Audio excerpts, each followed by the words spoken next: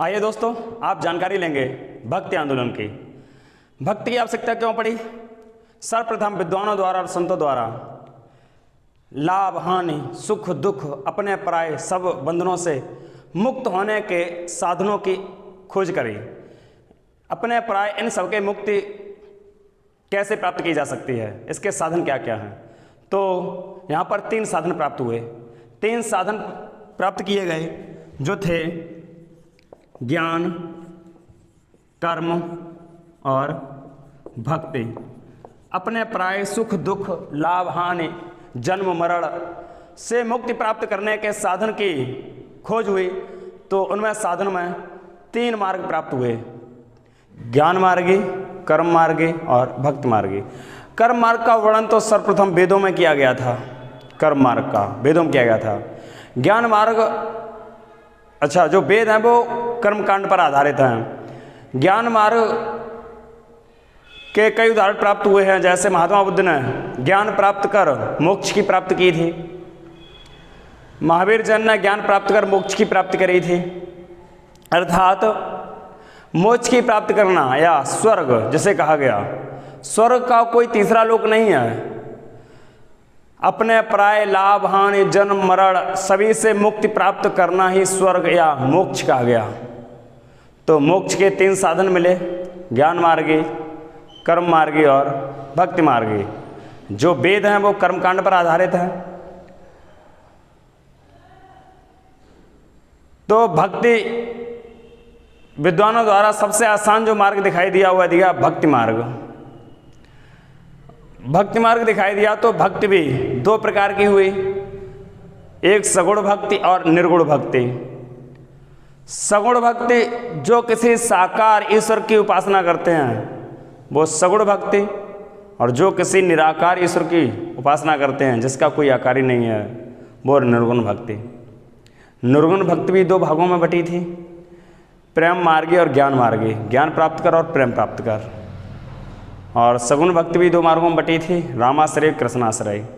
अर्थात सगुण भक्ति उसे कहा गया जो दिमाग में किसी की तस्वीर को बसाकर और उसकी उपासना की जाए। जैसे ब्रह्मा की दिमाग में तस्वीर बसी रहती, श्री राम की दिमाग में तस्वीर बसी रहती, श्री कृष्ण की दिमाग में तस्वीर बसी रहती, शंकर शिव की तस्वीर बसी रहती है, शिवलिंग की तस्वीर बसी रहती है। अर्थात ऐसी उपासना की जाए जिसकी दिमाग में एक तस्वीर छवि बनी रहे, वह सगुण मार्गी। दिमाग में जिसकी कोई तस्वीर ना हो, परमात्मा परमपिता ईश्वर जो निराकार है, कण में वासी है, उसकी ओर उपासना की जाए, वह निर्गुण मार्गी थी। जैसे कबीर वगैरह, कबीर रैदास ये निर्गुण भक्ति धारा के थे। तो भक्ति का प्रारंभ सर्वप्रथम तो शंकराचार्य ने किया था। अगर सर्वप्रथम भक्ति शब्द का जो उल्लेख प्राप्त हुआ था वह हुआ था श्वेताश्वर उपनिषद से। तो भक्ति मोक्ष प्राप्त करने का सबसे आसान साधन प्राप्त हुआ, तो भक्ति का प्रारंभ हो गया। भक्ति का सर्वप्रथम वर्णन मिला श्वेताश्वर उपनिषद से। श्वेताश्वर उपनिषद से भक्ति का सर्वप्रथम उल्लेख प्राप्त हुआ श्वेताश्वर उपनिषद से। और भक्ति का जो विस्तृत वर्णन मिला वह मिला श्रीमद् भगवत गीता से। विस्तृत वर्णन मिला वह मिला श्रीमद् भगवत गीता से। भगवत गीता, श्रीमद् भगवत गीता इसका विस्तृत मिला। भक्ति का जो प्रारंभ हुआ था ये दुर्बल दक्षिण भारत से हुआ था। भक्ति का प्रारंभ दक्षिण भारत से हुआ था। भक्ति का प्रारंभ दक्षिण भारत से हुआ भक्ति आंदोलन। तो भागवत पुराण में कहा गया कि भक्ति दुर्बल अर्थात दक्षिण भारत में भक्ति दुर्बल में जन्मी, भक्ति दुर्बल में जन्मी, कर्नाटक में विकसित हुई, कर्नाटक में बड़ी हुई या विकसित हुई, महाराष्ट्र में रही और गुजरात में जाके जीर्ण हो गई, मतलब कमज़ोर हो गई या बुढ़ी हो गई। गुजरात में भक्ति जाकर जीर्ण हो गई। तो ये दक्षिण भारत तक रही। भागवत पुराण में कहा गया कि भक्ति द्रविड़ में जन्मी, कर्नाटक में बड़ी हुई, विकसित हुई, महाराष्ट्र में रही, जीवन व्यतीत किया और गुजरात में जाके जीर्ण हो गई। भक्ति का प्रारंभ तो 8वीं 9वीं सदी में हुआ था। भक्ति का प्रारंभ हुआ था 8वीं और 9वीं सदी में। भक्ति का प्रारंभ 8वीं और 9वीं सदी में हुआ था। दक्षिण भारत में सर्वप्रथम भक्ति का प्रारंभ जो किया था शंकराचार्य ने किया था। दक्षिण भारत में सर्वप्रथम भक्ति का प्रारंभ शंकराचार्य ने किया था। दक्षिण भारत में भक्ति का प्रारंभ शंकराचार्य ने किया। शंकराचार्य ने एक मत दिया था अद्वैतवाद। शंकराचार्य का जन्म, पहले इनका जन्म देखते हैं। शंकराचार्य का जन्म तो केरल के कलाड़ी में हुआ था। शंकराचार्य का जन्म केरल के कलाड़ी में हुआ था और इनकी मृत्यु उत्तराखंड बद्रीनाथ में हुई थी। शंकराचार्य का जन्म केरल कलाड़ी में हुआ था और मृत्यु बद्रीनाथ में हुई थी। इन्होंने नर्मदा नदी के किनारे अपने एक गुरु बनाए थे जिनका नाम था गोविंद योगी। तो शंकराचार्य के गुरु गोविंद योगी थे। शंकराचार्य के गुरु गोविंद योगी थे। गुरु गोविंद ने शंकराचार्य को परमहंस की उपाधि दी थी। गुरु गोविंद, इनके गुरु गोविंद योगी थे। गोविंद योगी ने इन्हें परमहंस की उपाधि दी थी और इन्हें प्रच्छन्न बुद्ध भी कहा गया कि ना, शंकराचार्य को प्रच्छन्न बुद्ध भी कहा गया। प्रच्छन्न बुद्ध, प्रच्छन्न बुद्ध क्यों कहा गया? क्योंकि शंकराचार्य बौद्ध धर्म के महायान संप्रदाय से प्रभावित थे। अर्थात इनके विचार महायान संप्रदाय से मिलते हैं। महायान क्या? बौद्ध धर्म दो भागों में बटा था। सर्वप्रथम एक था हीनयान।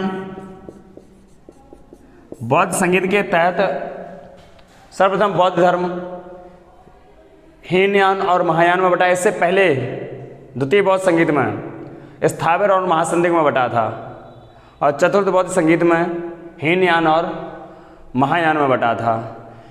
हीनयान और महायान। हीनयान क्या? जिसमें महात्मा बुद्ध को एक उत्तम पुरुष माना गया, अर्थात भगवान की संज्ञा नहीं दी गई। महात्मा बुद्ध को उत्तम चरित्र वाला एक उत्तम पुरुष माना गया। उत्तम पुरुष मानने वाले व्यक्ति हीनयान कहलाए और महायान, जिन्होंने महात्मा बुद्ध को भगवान समझा, ये लोग महायान कहलाए।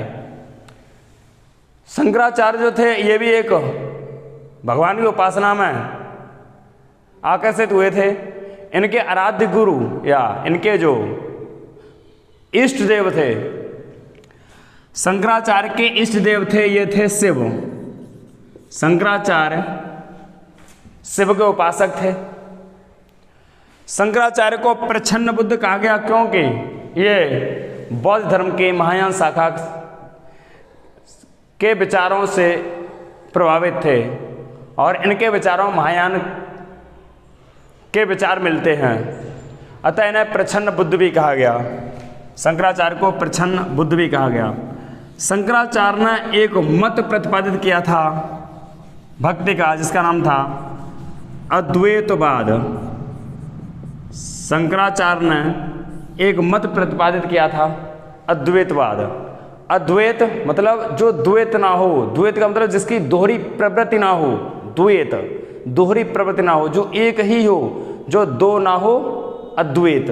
द्वैत मतलब दो, और जो दो ना हो वो अद्वैत। कौन दो?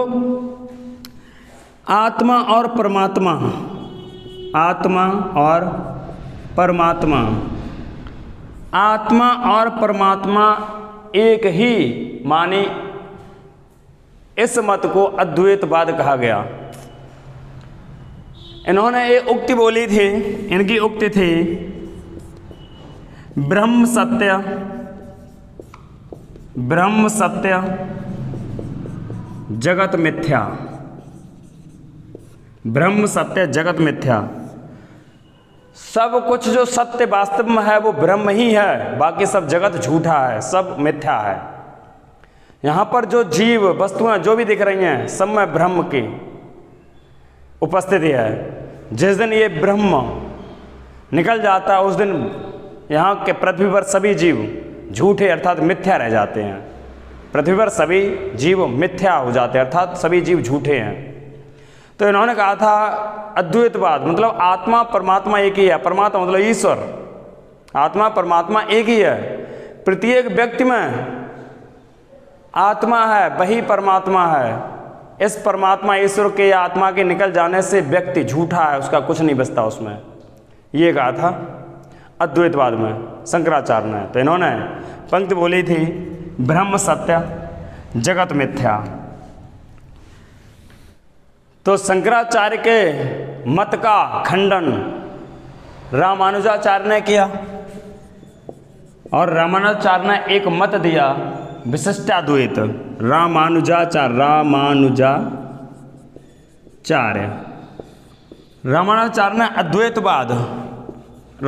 ने अद्वैतवाद मत का खंडन किया। तो इन्होंने एक मत दिया विशिष्टाद्वैत मतलब विशिष्ट प्लस अद्वैत। जगत में सब कुछ अद्वैत तो है लेकिन कुछ इनमें विशेषताएं भी हैं, कुछ विशेषताएं भी हैं। भाई मानव प्रत्येक या प्रत्येक पृथ्वी पर जीव जो है वह अपने आप में विशिष्ट है। अद्वैत तो है लेकिन अपने आप में विशिष्ट है। दीवार है, बोर्ड है, अपने आप में ये विशिष्ट है। दुनिया की सभी वस्तुएं एक ही नहीं है। इंसान है, मार्कर है, ये भी अपने आप की एक विशिष्ट पहचान रखता है। अद्वैत तो है, सब कुछ ब्रह्मा तो है लेकिन उसमें भी एक विशिष्ट अपनी पहचान है।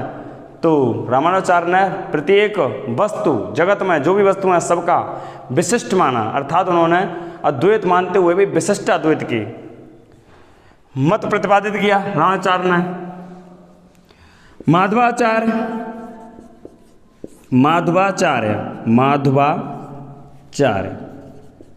माधवाचार्य ने अगला मत दिया द्वैतवाद। इन्होंने कहा, शंकराचार्य ने कहा था आत्मा परमात्मा एक ही है, वही सब ब्रह्मा है, अर्थात ब्रह्म सत्यम जगत मिथ्या, केवल ब्रह्म ही सत्य है, आत्मा और परमात्मा एक ही है। तो माधवाचार्य ने द्वैतवाद नहीं, माधवाचार्य ने कहा नहीं, आत्मा और परमात्मा अलग अलग है। परमात्मा वह है जो पूरी पृथ्वी को ऊपर से चला रहा है, आत्मा वह है जो प्रत्येक जीव के अंदर समाई हुई है। आत्मा अलग है, परमात्मा अलग है। इंसान या किसी भी जीव के अंदर से आत्मा निकलती, परमात्मा कभी नहीं निकलता। परमात्मा कण कण में बस समाया हुआ और सबसे ऊपर जो है जो सभी को चला रहा है, यहाँ से आत्मा निकलती है। तो इन्होंने जब आत्मा परमात्मा को एक ही बताया तब माधवाचार्य ने दोनों अलग अलग बताया। आत्मा और परमात्मा अपनी अलग अलग हैं, आत्मा और परमात्मा अलग अलग हैं। माधवाचार्य ने अपना मत दिया, शंकराचार्य ने द्वैतवाद दिया, रामानुजाचार्य ने विशिष्टाद्वैत दिया कि प्रत्येक वस्तु अद्वैत तो है लेकिन अपने आप में एक विशिष्ट पहचान रखती है। हम मुकेश हैं, मेरी एक विशिष्ट पहचान है। माधवाचार्य ने कहा कि द्वैतावाद, आत्मा और परमात्मा अलग अलग है। प्रत्येक जीव में आत्मा का निवास होता है लेकिन परमात्मा कण कण में समाया हुआ है, जो एक पूरी इस पृथ्वी पर जीव जंतुओं को सजे हुए है। आत्मा अलग है, परमात्मा अलग है। इंसान से आत्मा निकल जाती है, परमात्मा नहीं निकलती, ये माधवाचार्य ने कहा। तो फिर अगला एक मत उत्पादित हुआ द्वैताद्वैत।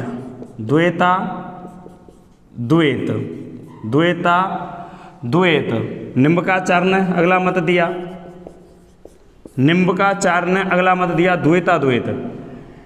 इन्होंने दोनों आत्मा परमात्मा को द्वैत और अद्वैत, द्वैताद्वैत का मतलब द्वैत और अद्वैत, द्वैत और अद्वैत, इन्होंने आत्मा परमात्मा को एक भी माना और अलग अलग भी माना। द्वैत और अद्वैत दोनों को इन्होंने मान्यता दी। तो द्वैता द्वैत, द्वैताद्वैत या द्वैतोद्वैत, द्वैताद्वैत निम्बकाचार्य ने। तो इस प्रकार से कई मतों का उदय हुआ। विशिष्टाद्वैत, द्वैताद्वैत, अद्वैतवाद, शंकराचार्य। शंकराचार्य का जन्म बता दिया केरल के कलाड़ी में हुआ था और मृत्यु उनकी बद्रीनाथ में हुई थी। ये शिव के उपासक थे शंकराचार्य।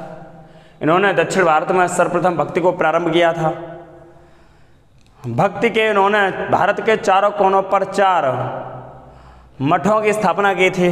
4 मठ जो स्थापित हुए थे, 4 मठों की स्थापना की थी। 4 मठ जो स्थापित हुए थे वह था उत्तर में जो थे, एक मत था उत्तर में, ये था ज्योतिषपीठ, ज्योतिषपीठ, ज्योतिषपीठ। अच्छा, पूर्व में जो था वो था गोवर्धन पीठ, गोवर्धन पीठ।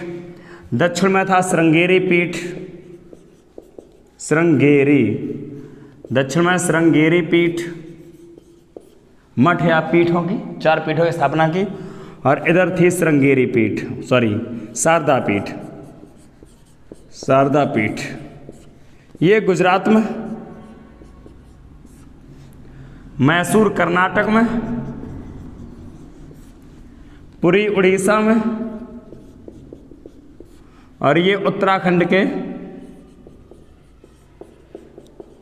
बद्रीनाथ में, उत्तराखंड के बद्रीनाथ में 4 पीठों की स्थापना की। यहां शिव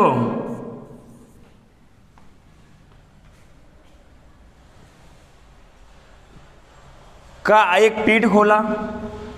यहां पर यह शिव को समर्पित था। ये कृष्ण के भाई बलराम और उनकी बहन सुभद्रा, सुभद्रा और बलराम को समर्पित था। ये गुजरात में द्वारका, गुजरात में द्वारका पीठ, शारदा पीठ, ये था कृष्ण को समर्पित था। और श्रृंगेरी पीठ ये विष्णु को समर्पित है। तो शंकराचार्य ने 4 पीठों की स्थापना की, पूर्व, पश्चिम, उत्तर, दक्षिण में। चारों पीठें इस प्रकार हैं। भक्ति 2 शाखाओं में बटी, एक शैव धर्म में और वैष्णव धर्म में। तो भक्ति 2 शाखाओं में बट गई, शैव धर्म और वैष्णव धर्म, शैव धर्म और वैष्णव धर्म। विष्णु के उपासक वैष्णव धर्म कहलाए और शिव के उपासक शैव कहलाए। शिव उपासकों को कहा गया नयनार संत, शिव उपासकों को नयनार संत, और इन्हें कहा गया अलवर संत, इन्हें कहा गया अलवर संत। तो भक्ति का प्रचार प्रसार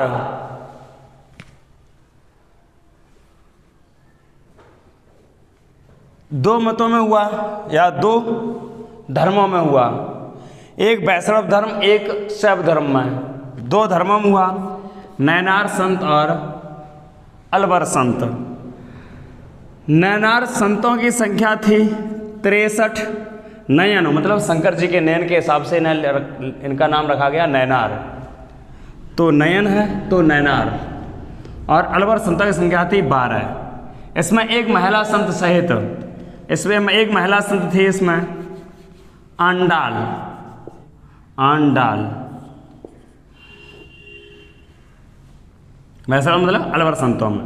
अलवर संतों की संख्या हुई थी 12 और नयनार संतों की संख्या थी 63, जिन्होंने प्रचार प्रसार तेजी से किया था। अलवर संतों में एक पहली महिला संत बनी थी जिसका नाम था आंडाल। इसके कुछ प्रमुख संत थे जैसे कुलशेखर, इन्होंने कई भक्ति पर पुस्तकें भी लिखी हैं। कुलशेखर, मधुर कवि, कुलशेखर मधुर कवि,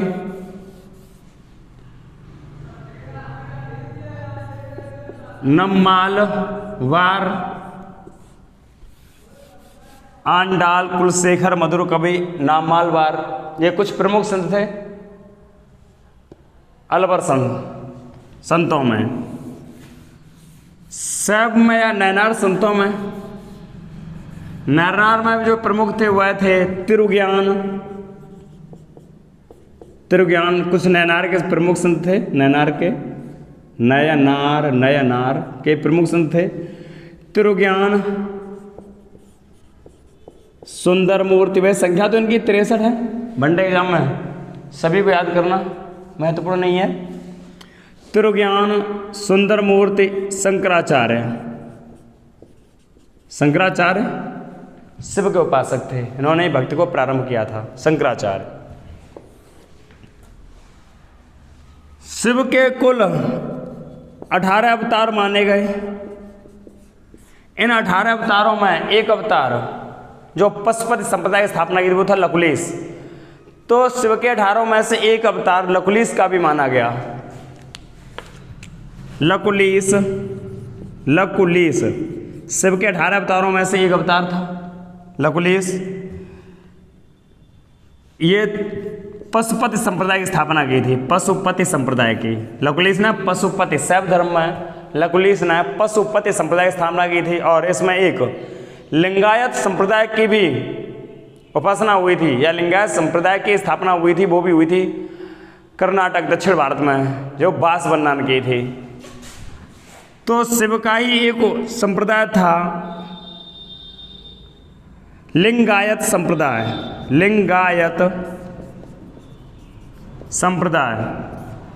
शिव के कुल 18 अवतार माने गए। 18 अवतारों में से एक पशुपति संप्रदाय संस्थापक था लकुलिश, जो 18 अवतारों में से एक माना गया था। शिव के उपासकों में ही एक लिंगायत संप्रदाय का उदय हुआ था, जिसका कर्नाटक में हुआ था। तो लिंगायत संप्रदाय का प्रारंभ किया था बासवन्ना ने, कर्नाटक में लिंगायत संप्रदाय का किया था बासवन्ना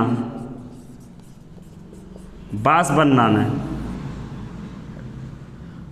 विष्णु के वैष्णव धर्म में विष्णु के कुल 10 अवतार माने गए। विष्णु के कुल 10 अवतार थे वैष्णव धर्म में। 10 अवतार थे, वह थे मत्स्य, मछली, कुरु, कच्छप, मत्स्य, कुरु, बराह, मत्स्य, कुरु, बराह, नरसिंह, मत्स्य, कुरु, बराह, नरसिंह, वामन, परशुराम,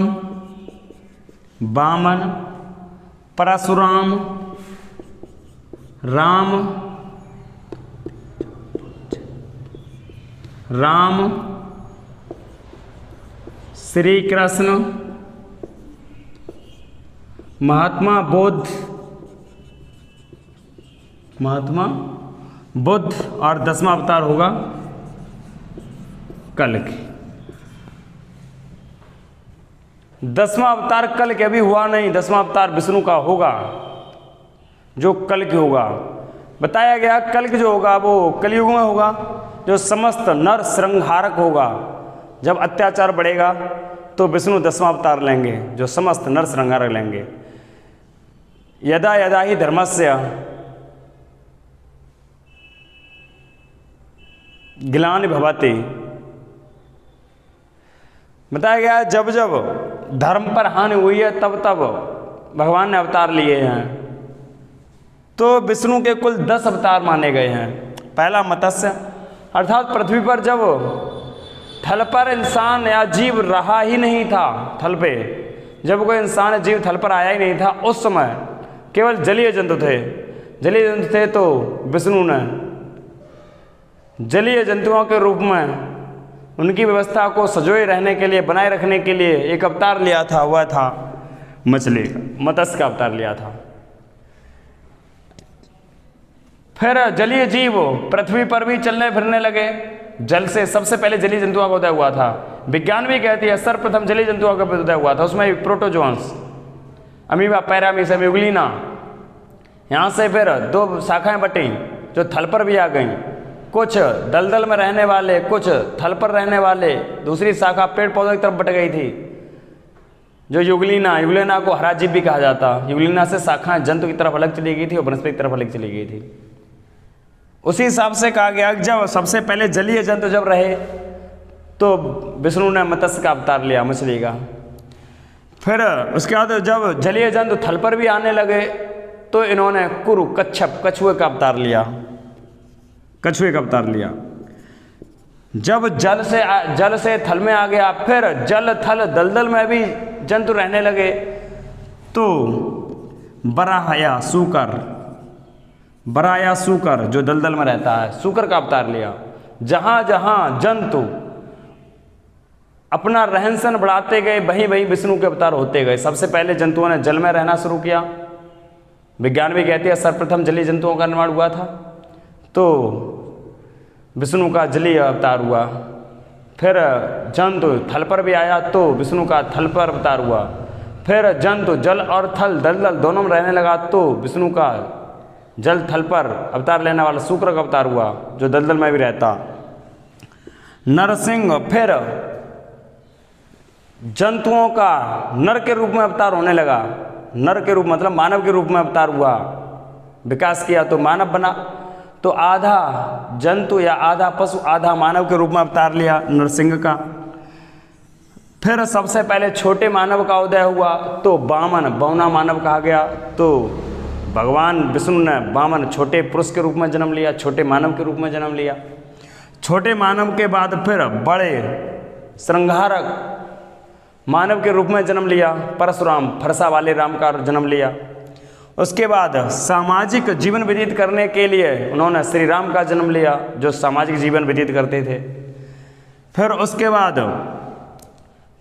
पशुओं के साथ सही से सामंजस्य स्थापित करे, मानव और पशुओं के बीच सही सामंजस्य स्थापित करने के लिए जन्म लिया श्री कृष्ण का, जो जानवरों को भी रखते थे, गायों को चराते थे। श्री कृष्ण का जन्म लिया। उसके बाद फसल, पेड़ पौधों से भी और फसलों से भी संबंध रखा जाए तो महात्मा बुद्ध के रूप में जन्म लिया। जैसे जैसे पृथ्वी पर जंतुओं का विकास होता गया उन्हें सजोए रखने के लिए भगवान तब तब अवतार लेते रहे।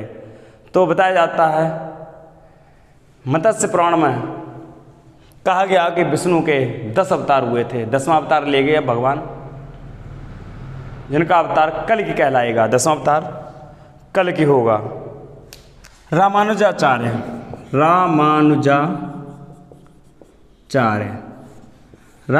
का जन्म आंध्र प्रदेश में हुआ था।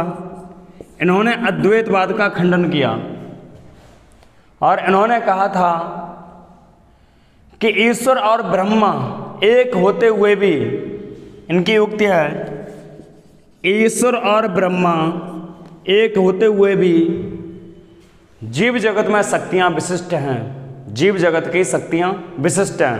तो विशिष्टाद्वैत का प्रतिपादन, विशिष्टाद्वैत मत का प्रतिपादन रामानुजाचार्य ने किया था। रामानंद, अगले देखेंगे संत रामानंद। रामानंद का जन्म तो इलाहाबाद प्रयागराज में हुआ था।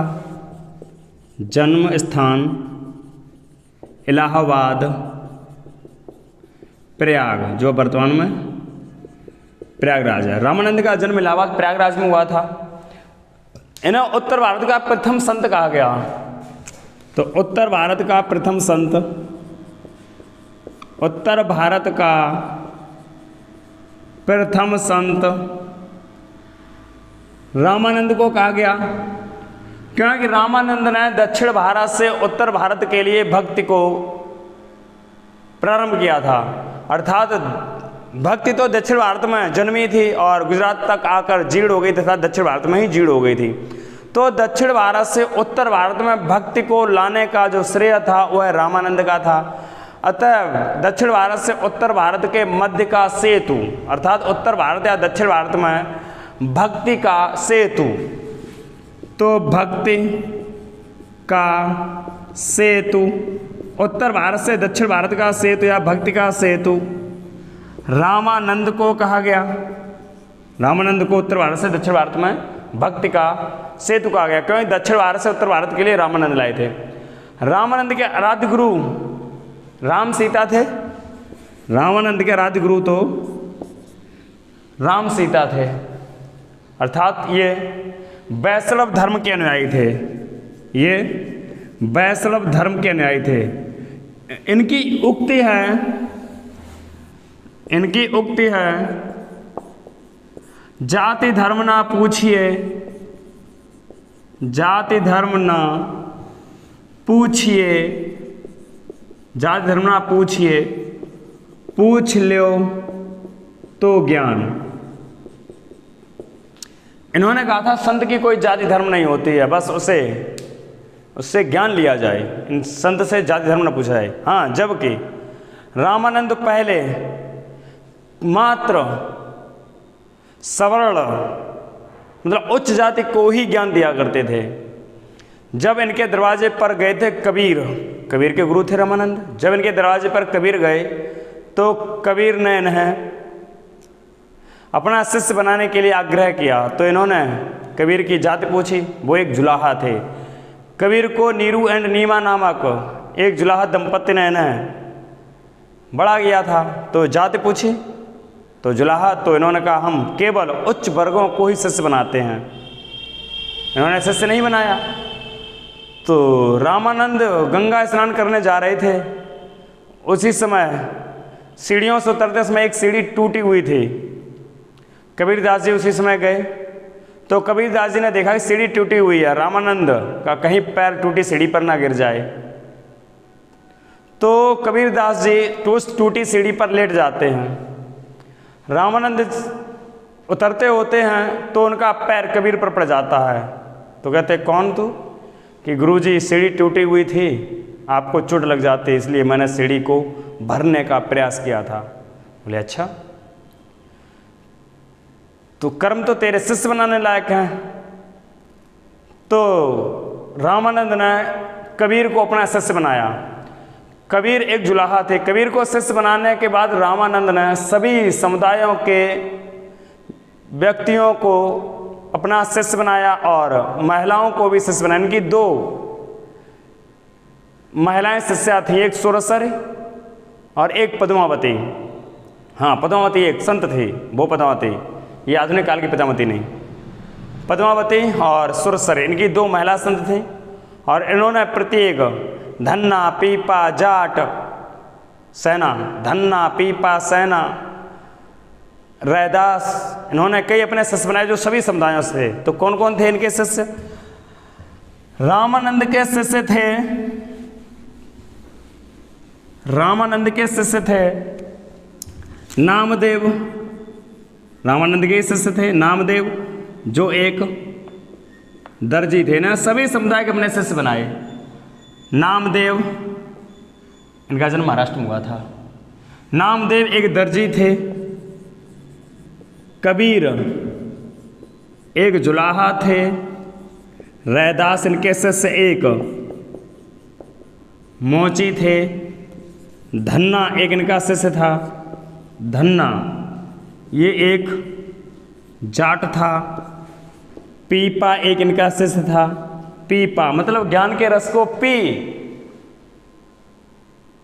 ज्ञान के रस को पीकर पाले, जो ज्ञान के रस को पी को पाले उसे कहा था इन्होंने पीपा। तो पीपा जो एक राजपूत था। सेना एक इनका शिष्य था जो नाई था। पद्मावती पद्मावती और सुरसर 2 इनकी महिलाएं संत थी। तो रामानंद ने सभी समुदायों को अपना शिष्य बनाया।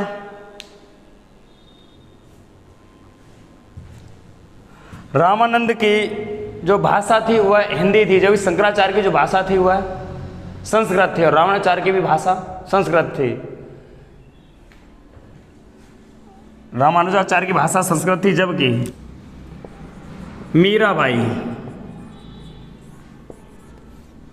मीराबाई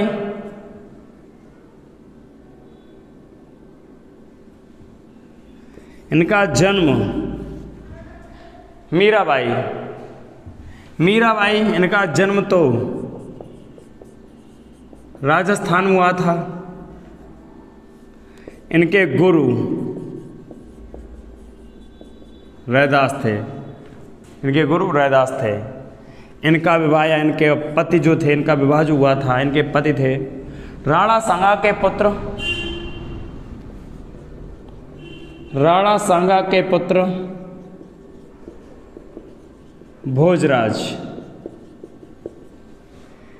मीराबाई का जन्म राजस्थान में हुआ था, इनके गुरु तो रैदास थे। इनका विवाह राणा सांगा के पुत्र भोजराज एक राजघराने में हुआ था। इनका विवाह राजघराने में हुआ था। इन्होंने जो भक्ति की थी वह कृष्ण की थी। भक्ति इन्होंने कृष्ण की थी। इन्होंने कई पुस्तकों की रचना की। इनकी पुस्तकें हैं बरसी का मायरा।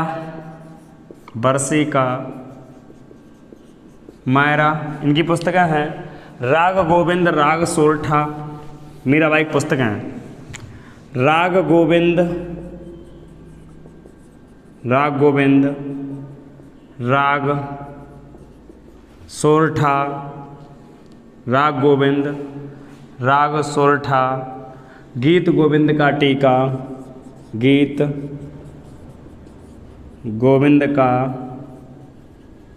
टीका, बरसी का मायरा। ये मीराबाई की पुस्तकें हैं। मीराबाई का जन्म हुआ था 1498 में हुआ था, जबकि कबीर का जन्म इनसे ठीक 100 साल पहले 1398 ईस्वी में हुआ था। कबीर का जन्म 1398 ईस्वी में हुआ था। अन्य संतों की जानकारी आप भक्ति आंदोलन की अगली वीडियो में लेंगे, जैसे दादू दयाल, मलूकदास, सूरदास, कुंभन दास, बल्लभाचार्य, गुरु नानक, रैदास, संत तुकाराम, संत नामदेव, इन बचे हुए सभी संतों का भक्ति आंदोलन का अगली वीडियो में, और सभी सूफी संप्रदाय, चिश्ती संप्रदाय, सोहरावर्दी संप्रदाय, इन सभी संप्रदाय को, मुस्लिम या सूफी सभी मतों का उल्लेख भी मेरी अगली वीडियो में आप देखेंगे।